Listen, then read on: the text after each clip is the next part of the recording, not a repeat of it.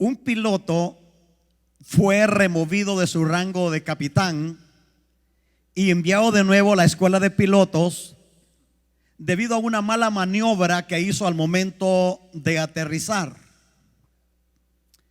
Este piloto norteamericano ignoró las señales de aterrizaje que le enviaba la aeronave y confió más bien en su vista y en los 12 años de experiencia como piloto comercial. Como consecuencia, en vez de aterrizar a donde debía, lo hizo en un pequeño aeropuerto a 50 kilómetros de distancia. La gente del pueblo aplaudió aquella hazaña y lo vieron como un héroe por haber logrado aterrizar aquel gigantesco avión en una pequeña pista diseñada para avionetas. Pero la compañía aérea pensó diferente y castigó a este piloto por desobedecer las señales de navegación y poner en peligro la vida de los pasajeros y al avión. ¿Qué podemos aprender de esta historia? Dios ha dejado establecido en su palabra los códigos, los principios de ética y moral que nos van a dirigir en nuestro paso por esta tierra. No obstante, muchos, por la experiencia acumulada por los años de tener sirviéndole al Señor, dejan de caminar por fe y empiezan a caminar por vista, por lo que ven, por lo que tocan, por lo que saben, ignorando las señales de navegación que Dios ha dejado establecidos en su palabra. Las consecuencias son nefastas porque ponen en riesgo su propia vida y la de los demás. Y yo digo, necesitan volver de nuevo a la escuela de la Biblia para revisar de nuevo todas las instrucciones de Dios y obedecerlas. Y la verdad es que hay asuntos en la vida que son negociables. Por ejemplo, el trabajo es negociable. Usted decide en qué quiere trabajar, en dónde va a trabajar. La escuela donde va a mandar a sus hijos es negociable. Nadie lo puede obligar a mandar a sus hijos a ningún lugar que usted no quiera. El barrio donde va a vivir es negociable. Los amigos que quiere tener son negociables. Oiga esto, ¿con quién se va a casar? Es negociable. Nunca he escuchado a gente que dice por ahí, la esposa que Dios me dio. Le digo algo, Dios no le da esposa a nadie. ¿Usted la buscó? Sí, porque cuando de repente las cosas andan mal, dice, Señor, mira la esposa que me diste, ¿verdad? No, usted la buscó. Así que ahora, como dicen, aguántese. El esposo que me diste, dice la hermana. No, usted fue el que lo buscó. Pero ¿con quién se va a casar? Eso es negociable. Usted puede negociar. La iglesia en donde quiere congregarse es negociable también. Usted decide en qué iglesia congregarse, a dónde servir, a dónde echar raíces. Eso es negociable. Pero cuando se trata de los principios eternos de la palabra de Dios, no los podemos negociar. Y esto le pone título a mi mensaje que traigo para ustedes hoy. Y yo he titulado el mensaje de hoy, Asuntos no negociables. Quiero que me preste su atención, como nunca he escuchado a nadie, porque creo con todo mi corazón que este día Dios nos va a enseñar que hay cosas en la vida que no podemos negociar y los cristianos las estamos negociando. Asuntos no negociables. Dice Deuteronomio capítulo 17, versículos 18 y 19. Se lo voy a leer de la versión Dios habla hoy. Y dice la Biblia: cuando el rey tome posesión del poder. Oye, está hablando del rey. Cuando el rey tome posesión del poder, mandará que le hagan una copia escrita de esta enseñanza. Oiga, este pasaje a mí me atrapa, porque el rey, cuando era nombrado rey en Israel, él mandaba que le hicieran una copia escrita de la ley de Dios, que para nosotros sería la Biblia, para él era la Torah. Y dice: mandará que le hagan una copia escrita de esta enseñanza, tomada del original, que está al cuidado de los sacerdotes levitas. Siempre deberá tener esa copia consigo y leerla todos los días de su vida. No pierda estos detalles, por favor. Dice que siempre tendrá esa copia consigo y la leerá todos los días de su vida. Pero oiga, ¿para qué la va a leer? Dice: para que aprenda, número uno, para que aprenda a reverenciar al Señor. Número dos, para que aprenda a respetar todo el contenido de esa enseñanza. Y número tres, para que aprenda a poner en práctica los mandamientos de Jehová. Hermanos, este pasaje revela tres propósitos de Dios al dejarnos la Biblia. Dios no nos dejó la Biblia únicamente para entretenernos o porque tengamos una Biblia en casa. Dios nos dejó la Biblia con un propósito específico. Y yo quiero señalarle, basados en el pasaje que acabamos de leer, tres propósitos de Dios en dejarnos la Biblia. Y el primer propósito es que aprendamos a reverenciarlo a Él. Que aprendamos a reverenciarlo a Él. Y el segundo propósito es que respetemos la enseñanza que la Biblia nos da. Y el tercer propósito es que pongamos en práctica sus mandamientos. Mire que Dios no nos dejó la Biblia para discutir, para pelear, para negociar. No, Dios nos dejó la Biblia con tres propósitos principales: que lo aprendamos a reverenciar a Él, que respetemos el contenido que está en la palabra y que la pongamos por obra, que la practiquemos, que la vivamos. ¿Se imagina usted cómo sería el mundo o la iglesia dentro de este particular si todos acatáramos por lo menos estos tres principios, estos tres propósitos de Dios? Denle rienda suelta a su imaginación un momento. ¿Cómo sería el mundo si todos reverenciaran a Dios, si todos respetaran la enseñanza bíblica y si todos pusieran por obra lo que Dios nos ha dicho? Hermanos, este sería un verdadero paraíso. Pero el caos que vive la humanidad y que está también atacando la iglesia en este tiempo es que hemos pasado por alto estos asuntos y queremos negociar con algo de lo cual Dios no nos permite negociar.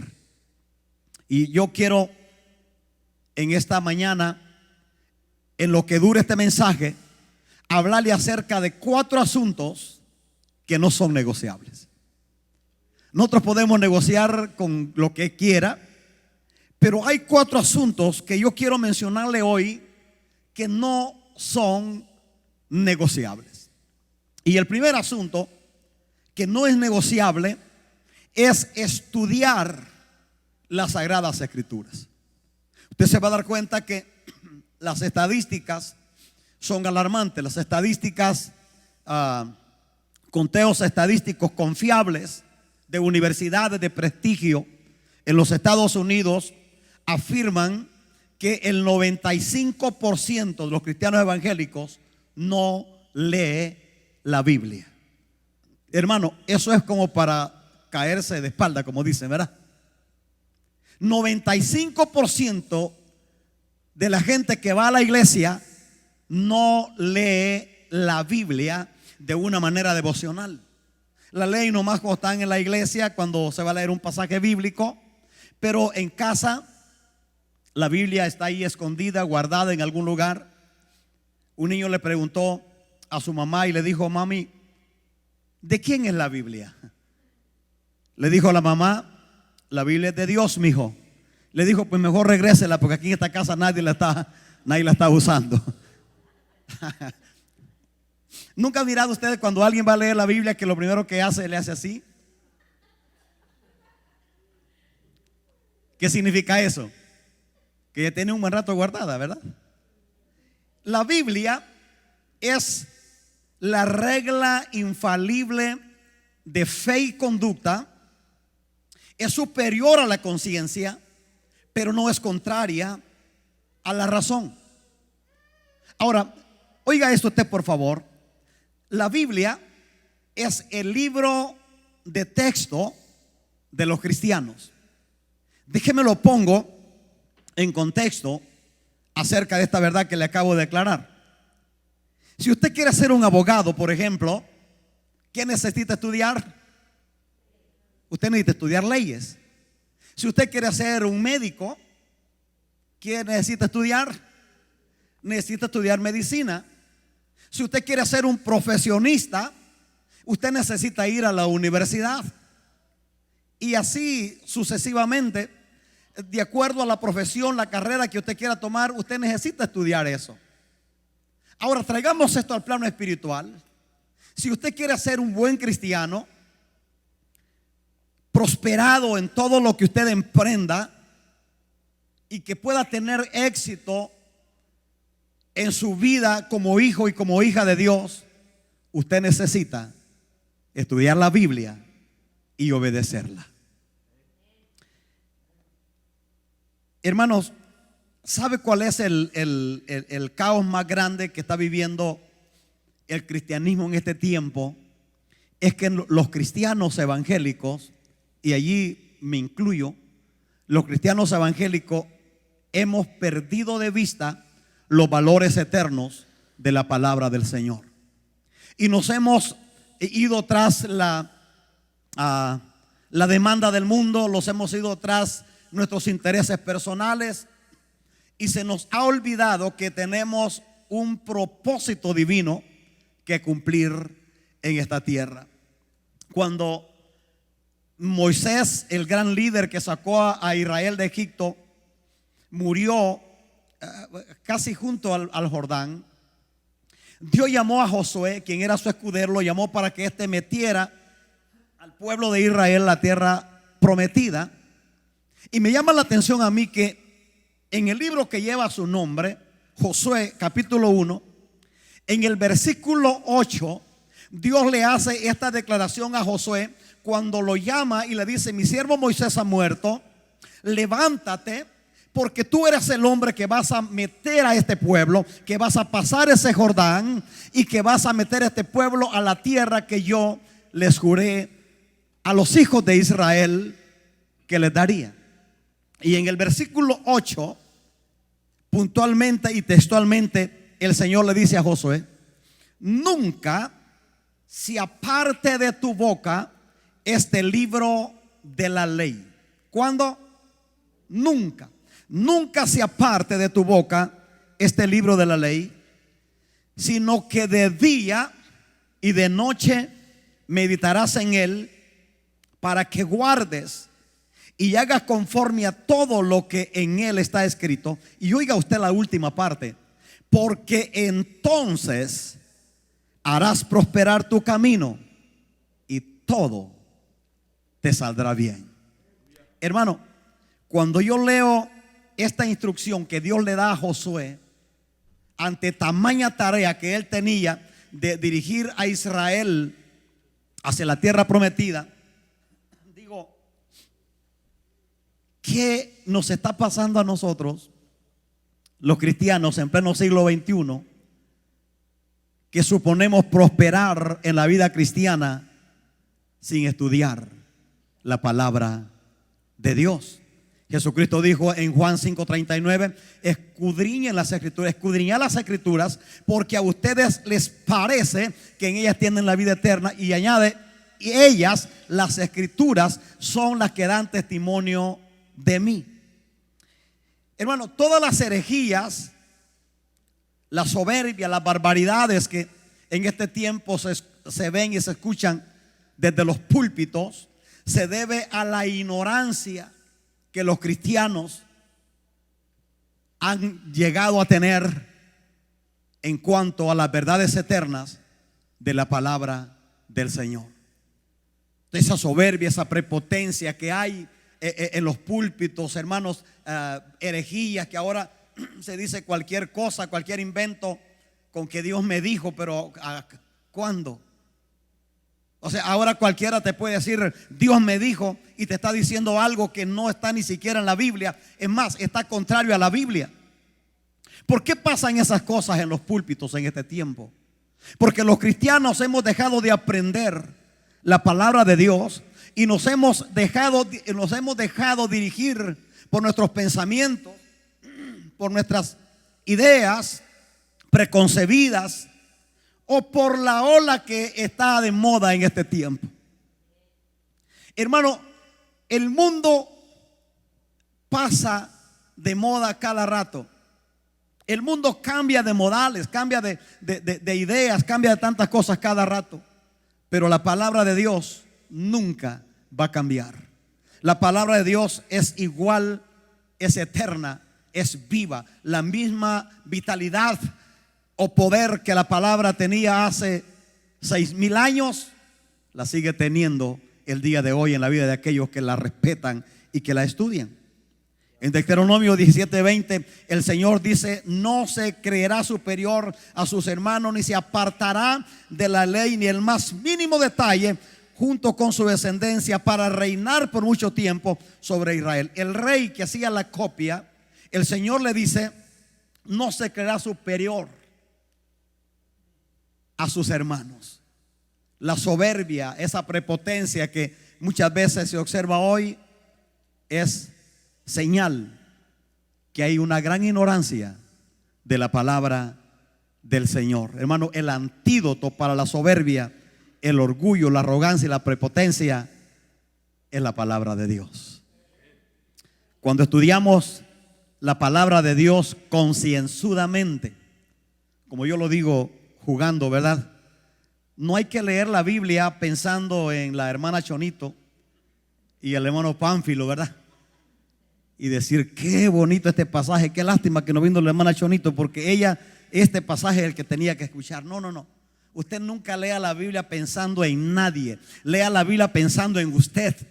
Lea la Biblia pensando a ver qué Dios me quiere hablar este día en su palabra. Cada vez que usted abra la Biblia, pídale a Dios, pídale al Espíritu Santo: Espíritu Santo, háblame, revélame, enséñame. ¿Qué me quieres hablar en esta mañana? Y cuando usted lee la Biblia con esta perspectiva, usted se dará cuenta que cada día que lea la Biblia, Dios tiene una palabra para usted.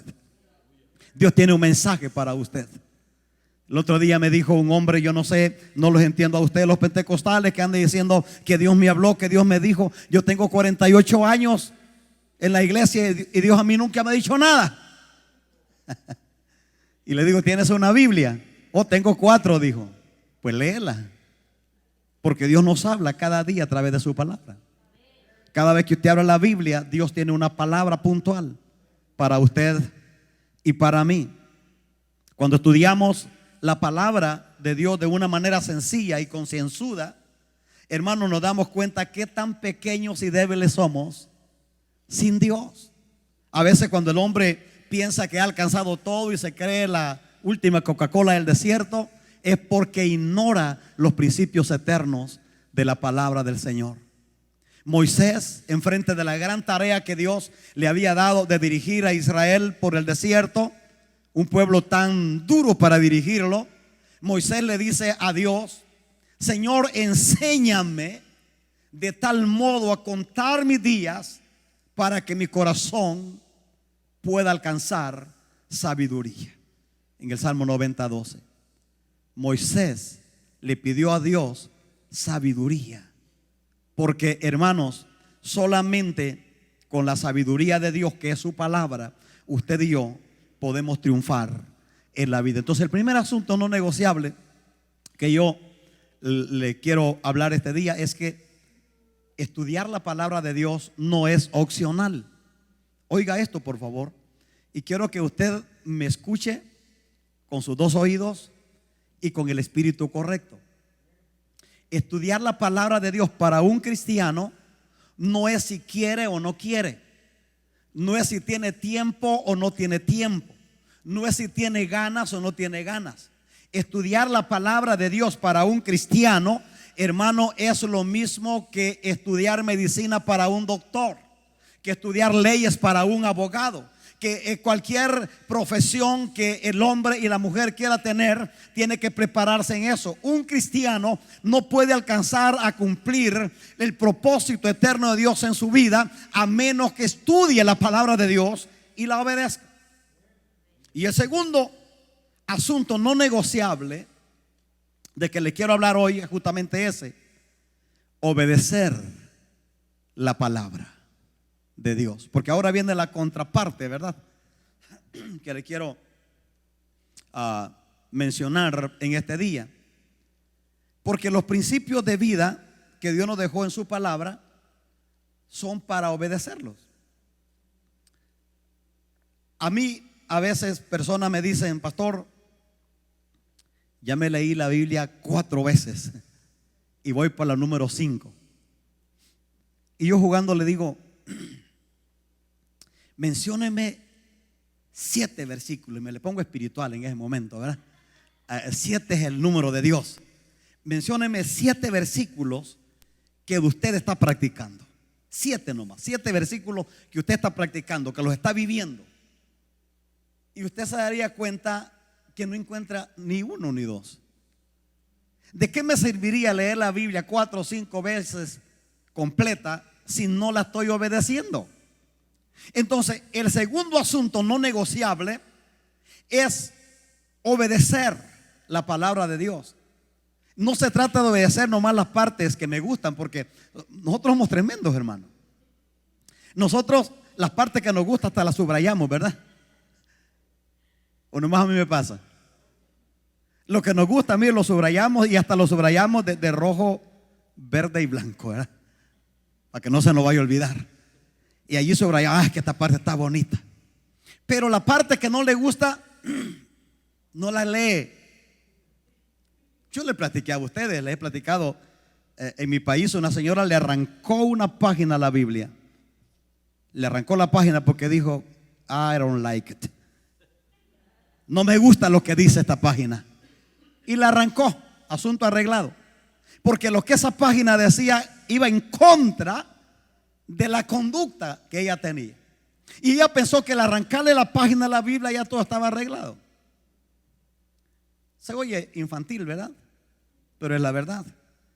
Los creyentes, cuando llegamos a una parte que no nos gusta, nos da sueño, como que llega el cansancio y dice: espérate, mejor voy a leer los salmos. Y empieza a leer lo emocionante, lo bonito, ¿verdad? Porque esa parte como que no está muy agradable. Bueno, en Juan 14:23, Jesús, no Mateo, no Juan, no ningún predicador, Jesús, el Hijo de Dios, Él dice, oiga esto usted por favor, Juan 14:23: el que me ama, mi palabra guardará. Y aquí la cosa se pone emocionante porque, hermano, es fácil decirle: Señor, te amo. Tú eres el amor de mi vida. Tú sabes que te amo, Señor. Oh, cuánto te amo. Y hasta besos le tiramos al Señor, ¿verdad? Ahora, Jesús dice: si de verdad me amas, Juan 14:23, si el que me ama, mi palabra guardará. Amados, la mejor manera de demostrarle a Dios que lo amamos, y lo amamos de verdad, es obedeciendo su palabra, es guardando su palabra. No, está bien decirle cosas bonitas, ¿verdad? Dios no se molesta por eso. Pero Jesús fue bien claro acá. Él dijo: el que me ama, mi palabra guardará. Y oiga usted, y mi Padre le amará, y vendremos a él y haremos morada en él. Este pasaje es poderosísimo, hermano. Cuando tú y yo amamos a Dios y guardamos su palabra, tenemos la promesa de que Él viene a morar en nosotros, a morar en tu casa, y toda la gracia, el favor de Dios que está en la Biblia empieza a derramarse en tu familia, en tu vida, en tu salud, en tus hijos, en todo lo que emprendas, porque hay una promesa de Dios para ti. El éxito en la vida cristiana está en obedecer la palabra de Dios. El éxito en la vida cristiana, hermanos, no está ni siquiera en los conocimientos que tengamos. El éxito en la vida cristiana no está ni siquiera en tener buena oratoria para predicar, tener buena dialéctica, tener una buena teología para enseñar. Ese no es el éxito. Esos son asuntos que nos ayudan para hacer la obra de Dios. Pero el éxito en la vida cristiana es cuando obedecemos la palabra, la ponemos por obra en nuestro diario vivir. Ese es el éxito. ¿Cuántos quieren tener éxito en la vida cristiana? Está fácil, hermano. Obedecer la palabra del Señor.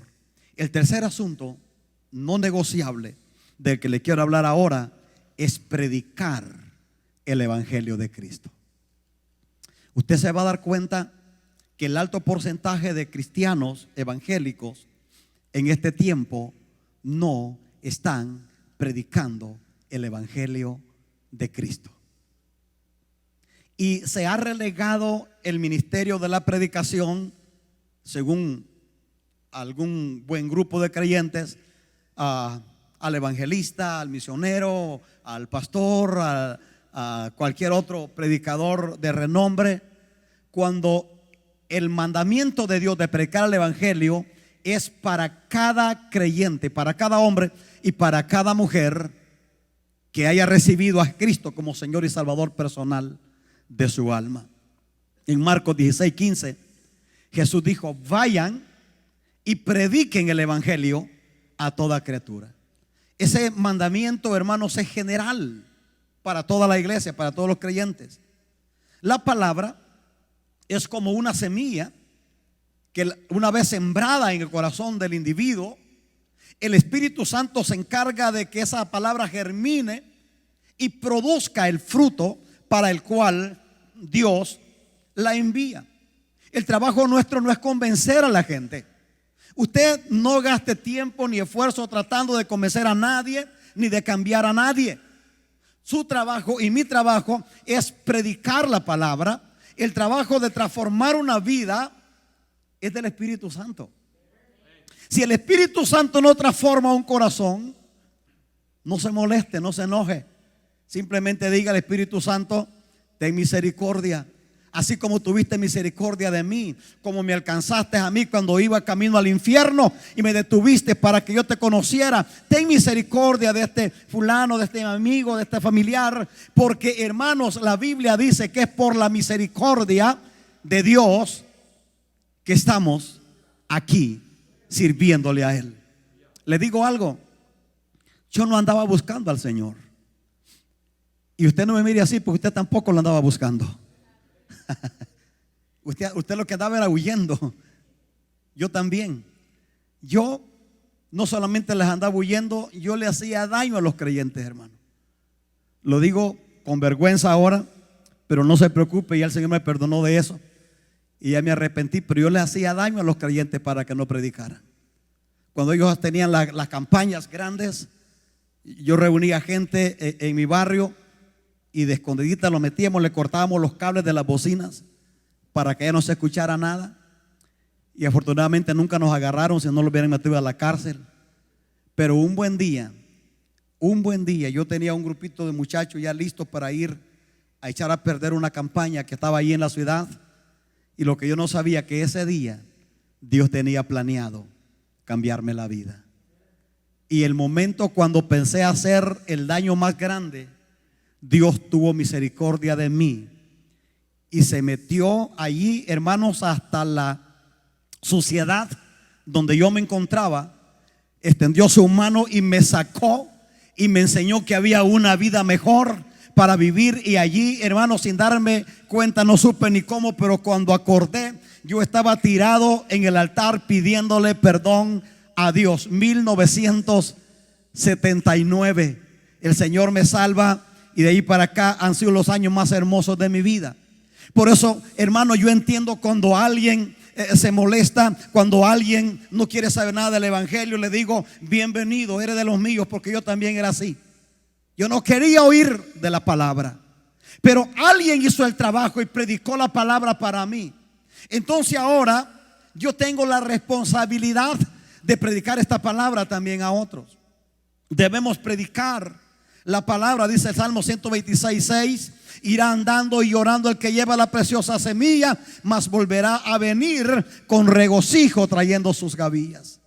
Hermanos, predicar la palabra del Señor a veces es arriesgado. Por eso es que el que no sabe de este asunto, luego se asusta y ya no quiere predicar la palabra.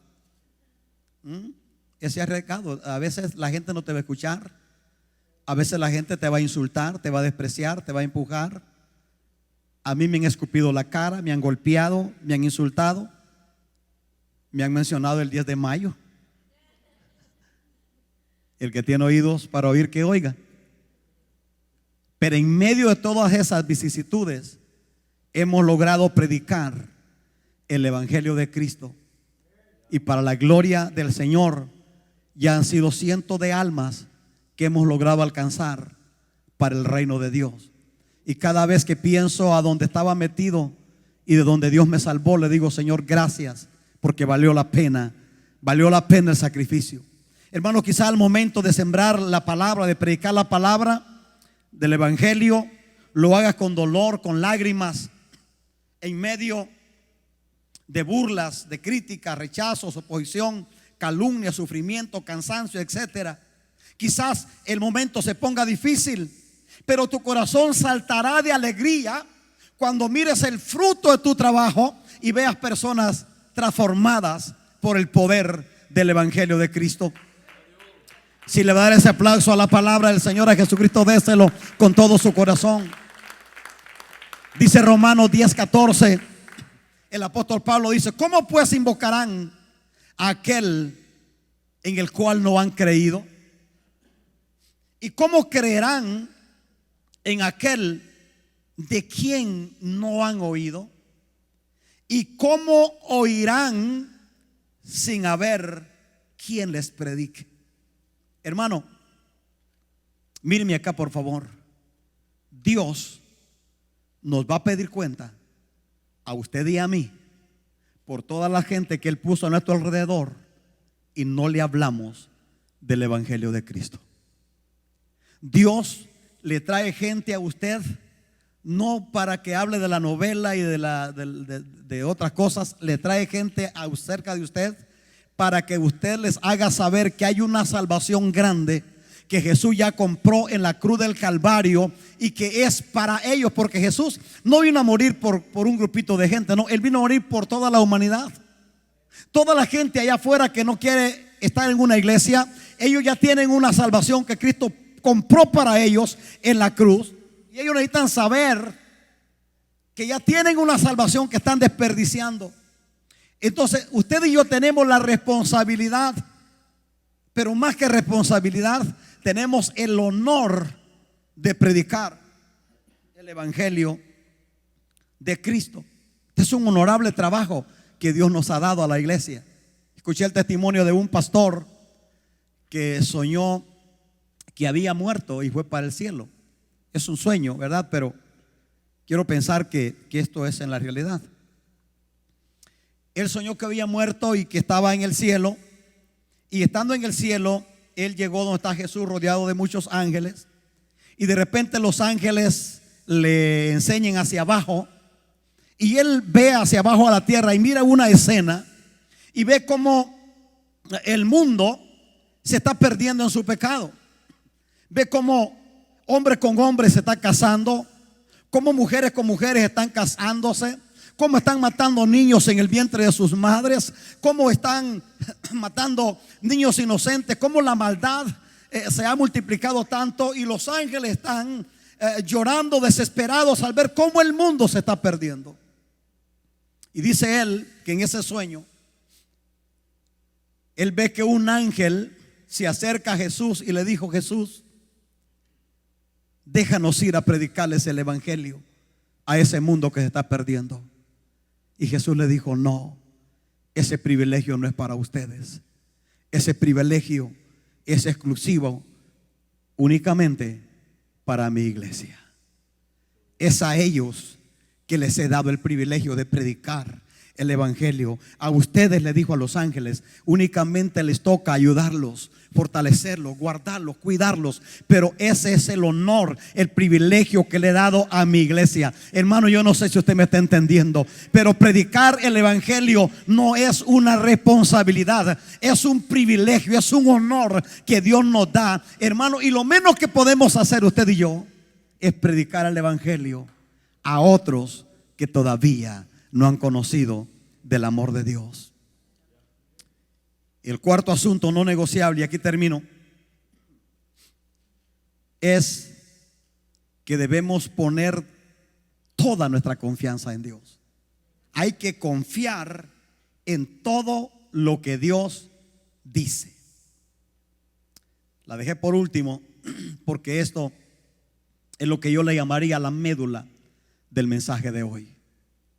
Hay que poner la confianza o confiar en todo lo que Dios dice. Hermanos, este es el eslabón perdido en la iglesia del siglo XXI. Los cristianos en pleno siglo XXI nos hemos vuelto cristianos dialécticos. Mucha información, pero poca acción. ¿Ah? Yo pensé que usted me iba a quedar mal aquí. Nos hemos vuelto dialécticos y ahora todo el mundo presume de lo que sabe. Oh, que yo ya sé quiénes son las 4 bestias de Apocalipsis. Yo ya sé quiénes van a ser los 2 testigos que vienen a predicar la gran tribulación. Y yo ya sé qué es ese misterio de Adán y la culebra y todo. ¿Y qué le importa todo eso? Hermano, ¿de qué me importa a mí saber qué significan las 4 bestias de Apocalipsis si no estoy poniendo mi confianza en lo que Dios ha dicho? Esto lo dejé por último porque esto es medular en la vida cristiana. Hermano, haciendo un análisis exhaustivo de la palabra de Dios, yo me doy cuenta que Dios no anda buscando habilidades de nadie. Dios no anda buscando que seamos personas, ¿cómo puedo decir? Súper inteligentes, que tengamos tremendas habilidades. No, no, no. Dios no busca eso. Porque si no las tienes, Dios te las da. Si no tenemos habilidades, Dios no. Es más, todo lo que tenemos es porque Él lo ha dado. Dios no anda buscando títulos.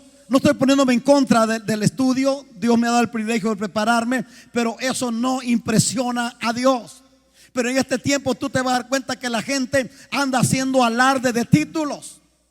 Ahora que doctor, que apóstol, que profeta, que reverendo y todo ese tipo de cosas. La gente hace alarde de títulos como que si esto impresiona a Dios. Eso no impresiona a Dios en nada. ¿Sabes lo que impresiona? ¿Quieres impresionar a Dios? Esta se la voy a regalar porque me cae muy bien así como me están mirando. ¿Quieres impresionar a Dios? Cree todo lo que Él dice. Hermano, ¿sabe lo que Dios anda buscando en pleno siglo XXI? Es corazones que crean todo lo que Él dice. Dios anda buscando una fe inocente, una fe sencilla, una fe que no cuestiona, una fe que no argumenta, una fe, hermanos, que no critica, una fe que confía y punto. Cuando usted y yo ponemos nuestra confianza en lo que Dios ha dicho. Oiga esto usted, por favor. Dios está comprometido, no con usted ni conmigo. Él está comprometido con su palabra en cumplir todo lo que Él nos ha dicho. Eso es así. Ahora, Dios anda buscando que creamos en Él, y cuando lo hemos logrado, creer en Dios, tenemos el cielo abierto a nuestro favor. Yo no sé si usted se recuerda los primeros días cuando usted recibió al Señor. Acuérdese, por favor. ¿Se acuerda de esos primeros días? Tú le querías platicar a todo mundo lo que había pasado. Yo me recuerdo cuando el Señor me salvó, 5:20 de la tarde, era un miércoles. Hermano, yo a esa hora salí como loco a buscar a mis amigos, a platicarles lo que me había pasado, porque ese día el Señor cambió mi vida y la cambió de una vez y para siempre. Y yo les quería platicar a todos. Yo iba a visitar a mis tíos, que ellos no querían nada con el evangelio. Ellos me corrían de la casa y me decían una serie de cosas, pero yo quería que ellos supieran lo que me había pasado. Tenía una fe inocente. Me recuerdo que era un muchacho, apenas tenía unos 18 años de edad. Era un muchacho, no sabía nada del evangelio, nada. Lo único que sabía era que Dios me había salvado. Pero yo iba por el barrio caminando, iba y oraba por los enfermos con una fe sencilla. Señor, tú dijiste que pusiéramos nuestras manos sobre los enfermos y ellos sanarían. Hermano, yo ponía las manos, los enfermos sanaban. Me recuerdo que un día llegué a la casa de un muchacho que acababa de llegar con su hija muerta del hospital. Una niña como de 5 meses. Ya la niña muerta, metida en su cajita, con su rostro moradito, sus manos todo ya con su mortaja, le llaman a eso, el vestidito que le ponen. Y cuando yo llego y le llego a hablar de lo que Dios había hecho en mi vida, la señora me recibió enojada. Y la señora me dijo: tú vienes a decirme a mí que ese Dios es bueno, que ese Dios es poderoso. Mira, mi hija la acaba de matar. Y le dije: ¿Dios la mató? Dijo ella: sí, porque Él pudiera haber evitado que mi hija muriera.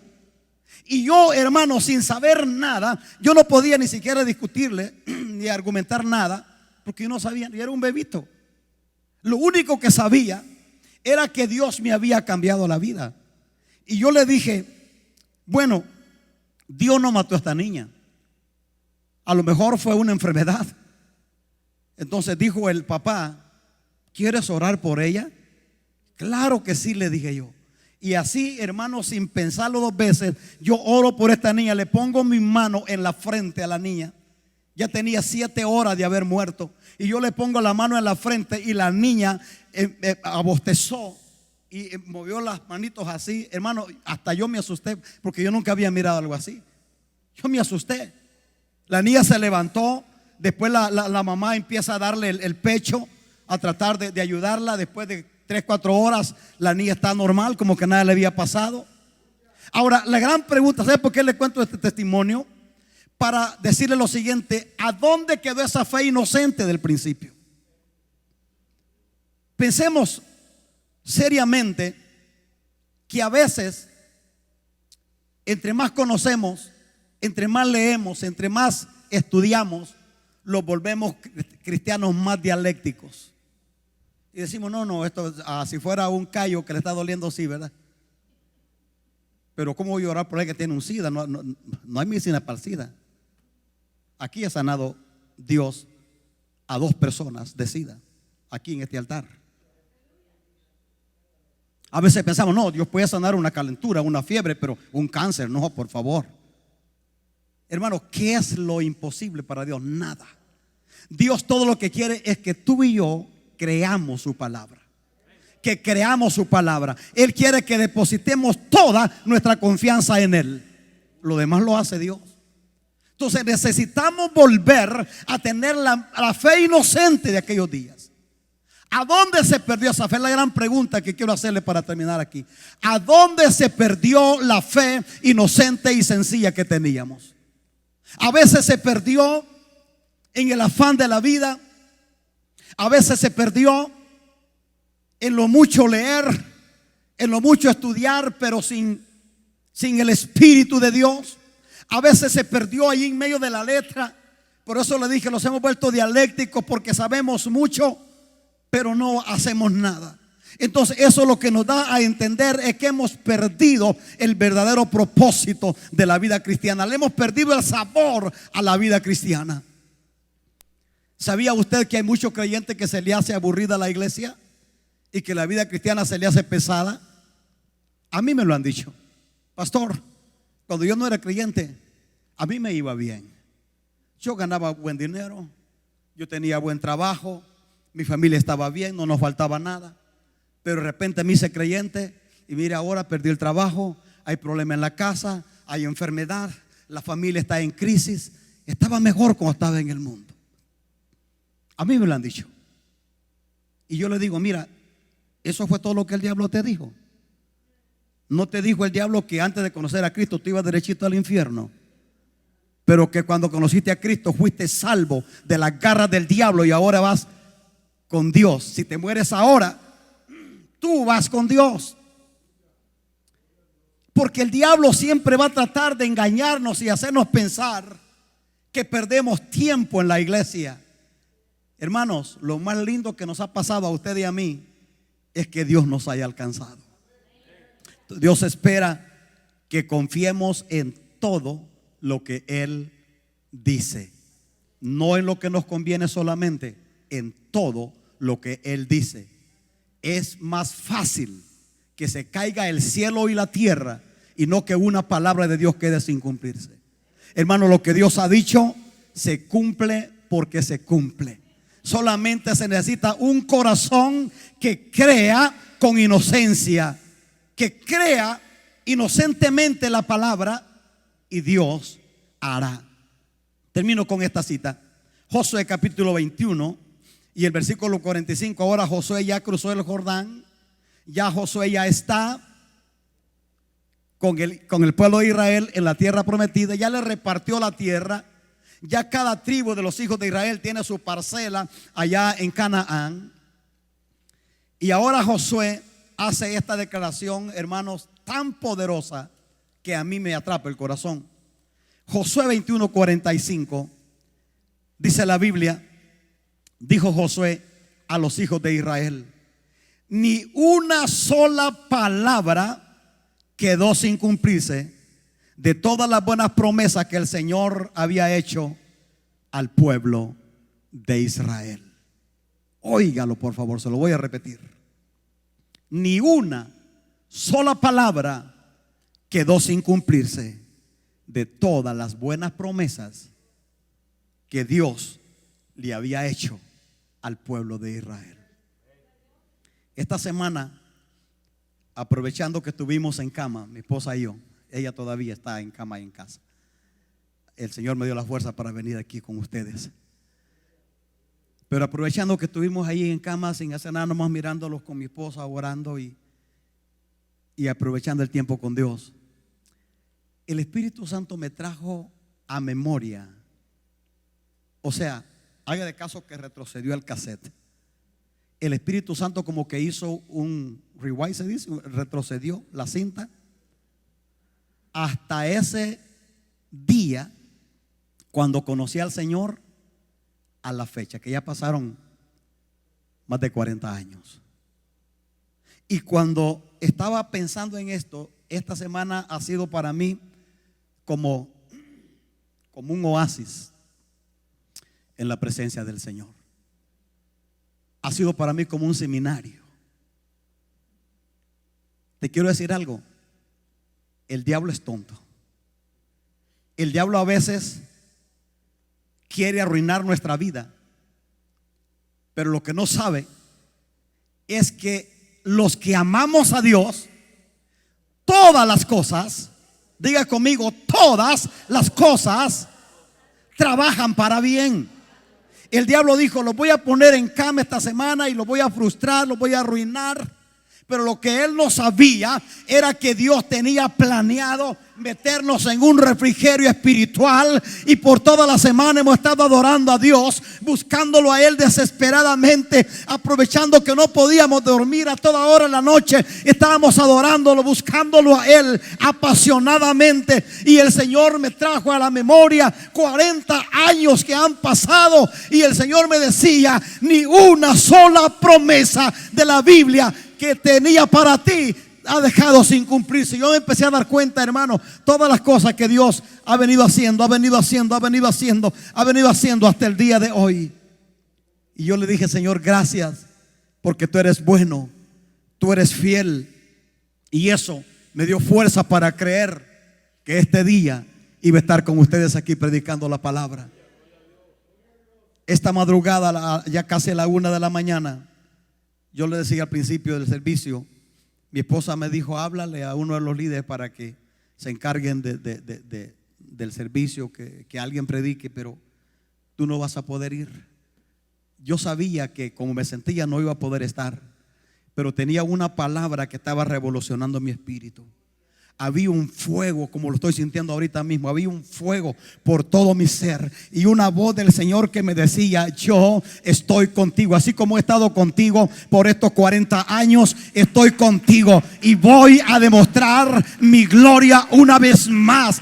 Dios me decía, y yo atrapé esa palabra y me abracé de esa palabra. Y yo estoy aquí para decirle, manantial de amor, que la palabra que Dios ha hablado por ti se va a cumplir, le guste al diablo o no le guste. No importa lo que Dios tenga que hacer, pero lo que Dios ha dicho que va a hacer por ti, lo va a hacer y nadie lo puede detener. Yo quiero que en este día te pongas sobre tus pies y empieces a adorar la fidelidad de Dios. Empieza a darle gloria. Tómate un momentito y adóralo. Tómate un momentito y dale gracias por su bondad, por su misericordia. Dale gracias por su fidelidad. Tómate un tiempo, vamos, manantial de amor. Levanta tus manos al cielo y empieza a adorar la grandeza del Señor, la fidelidad de Dios. Dice la Biblia que es por la misericordia de Dios que no hemos sido consumidos. Y yo creo con todo mi corazón que este día Dios tiene planeado bendecirnos. Dios tiene planeado derramar su gloria en este lugar. Dios tiene planeado abrazarte. Dios tiene planeado socorrerte. Dios tiene planeado sanarte. Dios tiene planeado hacer una proeza en tu vida, en tu casa, en tu familia. Tómate un tiempecito y adóralo, exáltalo por quien Él es. Dale gloria, dale gloria, dale gloria. Yo no sé si es lo mejor que puedes hacer para Dios. Yo no sé si es lo mejor que puedes adorar, pero yo creo, hermanos, que la misericordia de Dios ha sido tan grande para nosotros que estamos aquí vivos. Es por su misericordia. Estamos aquí levantando nuestras manos delante de Él, solo por su misericordia, es solo por su fidelidad. Padre, te adoramos, te exaltamos, te damos gloria, te damos honor, porque tú has sido fiel, tú has sido exageradamente fiel, maravillosamente fiel. Gracias por amarnos de esa manera. Es un amor inexplicable, nunca lo vamos a entender. Nunca lo vamos a entender, Señor, ese gran amor que tú tienes para nosotros. Bendigo cada familia representada en este lugar y bendigo a mis hermanos y amigos que allá en sus hogares nos están mirando en este momento. Declaro la gloria de Dios, declaro el poder de Dios, declaro las promesas de Dios cumplirse de una manera impresionante en la vida de cada uno, porque tú eres un Dios fiel a tu palabra, que no mientes y jamás vas a fallar. Precioso Espíritu Santo, gracias, gracias, gracias, gracias, gracias.